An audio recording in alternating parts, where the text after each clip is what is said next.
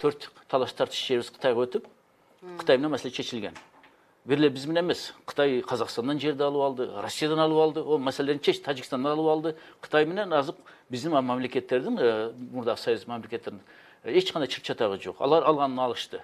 Биз бул жерде отуруп эле калдык, эми мейли эми. Бу канча сындасак да биринчи президентибиз жок азыр.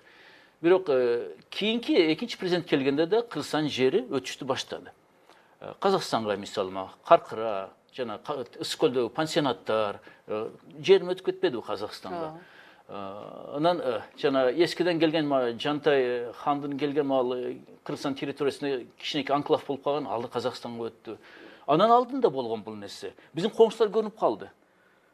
Кыргыздар менен сүйлөшкөндө, кыргыздар жерлерин бере берет экен деп. Эмне үчүн бул себеби эмне экен десем, мен ойлоп калдым, бул биздин көчмөн калк болгонубуздун негизинде ушу биз каныбызга сиңип калганда жердин баасын билбейбиз да, барктай албайбыз жерди. Ошондуктан мына бүгүнкү күнү ким сураса, бардык жерди берип салып атабыз.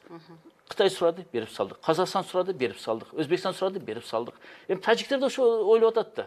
О кыргыздар сураса бере берет экен деп туруп, алар да азыр мына 1000ге жакын азыр мындай бизде километр чегерабыз болсо, анан бир жарым эле чыйылды, анан келишим түзүлдү, ушу болду, бул Тажикстан, бул Кыргызстан деп. Калган жарымы турат да.